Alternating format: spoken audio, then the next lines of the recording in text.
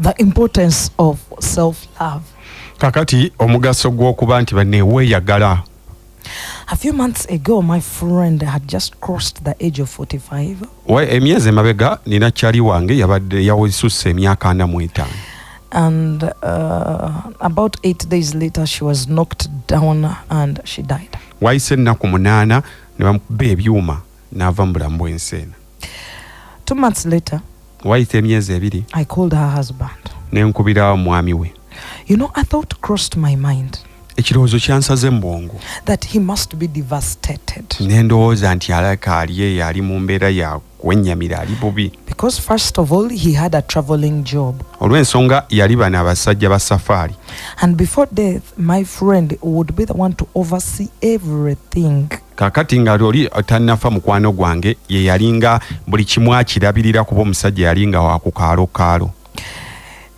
She would oversee the home, education of the children, the aged in-laws, their sicknesses, managing relatives, everything. Omugenzi nga yalabirira enju z'abapangisa, abaana basomye batya, ani alina olumbe, ani yafudde, ebintu bwe bityo nga yabeerawo y'omwami wa ku kaalo leero yakoledde wano oli ne bakolera eri bwe balivaawo beeyongereyo paka mutukula.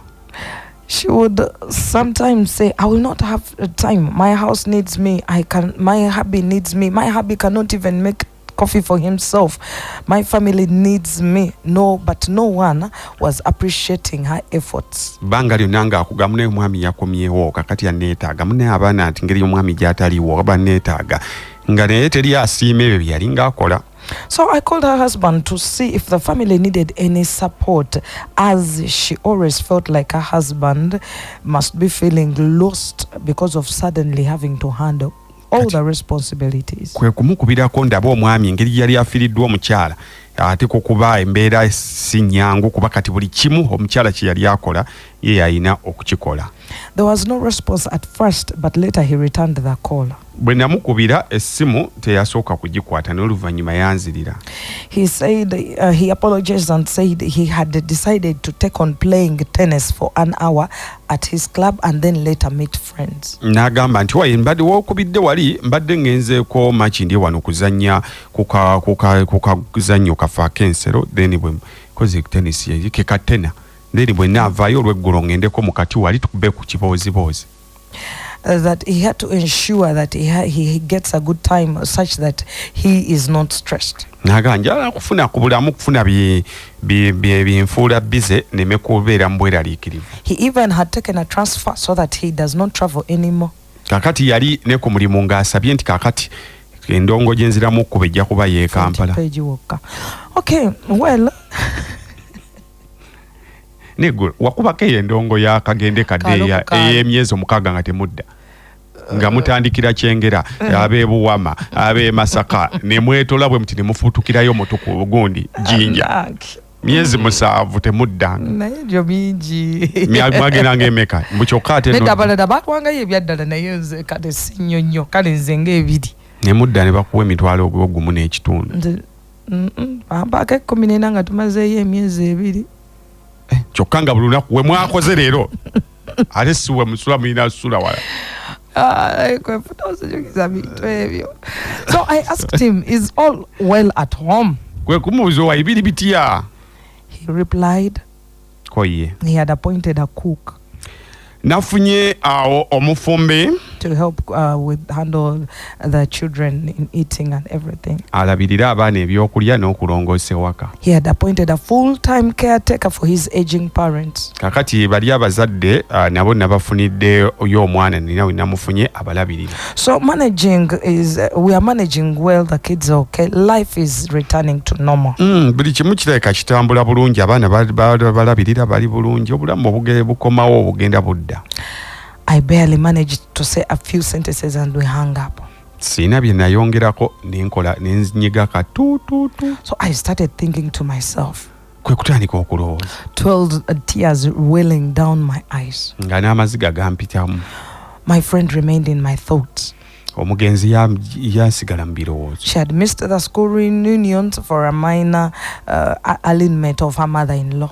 kakati yete yajjanga na mbino simanya kuma ba obi bebwa yisese simujje yete yabijjanga mu lwensonga nti mukadda muzalira omwami yayine okugenda mu ddwaliro bamujjanja. She would miss her niece's wedding because she had to supervise the repair work in her house. Embaga ze waabwe teyazigendanga mu ng'alina okulabirira ewaka engeri gye badde abirizaawo. She had missed so many fun parties, all movies, because her children, they had exams, she had to cook, she had to take care of her husband's needs. She had always looked for appreciation and recognition, which she never got. Ebintu ebisinga bimuyita nako olw'ensonga alina okubeerera w'abaana sima beebake bima bakola omuwaka sima bakole biki kati ebintu ebisinga byamuyitangako. Today I feel like telling her that no one is indispensable. Kakati olwaliro mpulira njagala kumugamba nti baaba byonna byokola buli muntu basobo teriyo akimala agogamba nti oyo bw'ovaawo tewali ayinza kumuddira mbigere. Kampuni zigamba nga bakuziika. Afudde tazikawo. They already nga balese interviews igenda maaso. Waliwo driver gwe twali tuziika yali wa kampuni emu. Boss we n'agamba kakati ono omwana afudde tazikawo kyokka emmotoka gy'adde avuga olwedde nayo yazze mu kuziika. Nga waliwo yazaagivuga. Atazikawo kati emmotoka yeereese kitegeeza waliwo gwe bazizzaawo yazaagivuga olwedde baafunye eddadde agivuga kati. So that is the problem of putting others first. Kakati bwe buzibu bw'okubeera nga munaye teweekulembeza.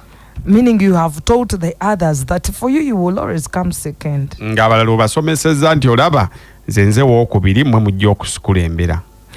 Imagine after her death. Kubamu akafaananyi ng'amaze okufa.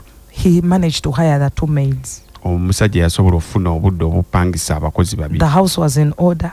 Nga n'enju eri ntereevu. He managed to take time out and even ask for a transfer. Nga n'okugenda yagenze dda okukyakalamu yasabye dda n'okukomawo mu Kampala mu abaakolera. My dear listener. Awuliriza.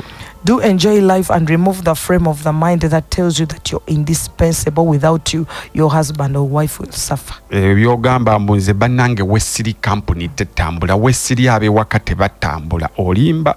Get in touch with your friends, talk, laugh, enjoy. Funamu akadde jjako essimu okitegedde.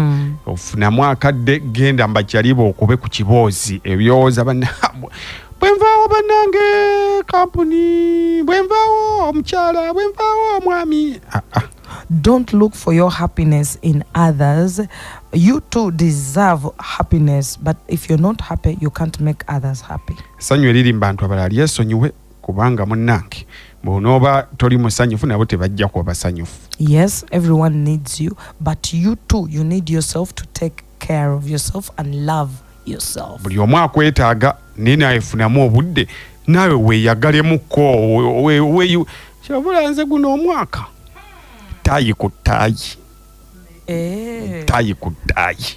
Front page ku front page. Front page ajoba ku mulimu kati ngamba bide ebyokweyagala kasaati ku kasaati oma abaana owesiba ku baana abaana oluweza emyaka 15 nga have gone to anti-titi sleep over. Ate ne wango kakadanga tatuuse. Ne wo tatuuse. Ogenda omukubira essimu gaga nene muzeeyo olemerako nnyo. Ofaachi. Mulamu webake. Ugamba basore banyabo.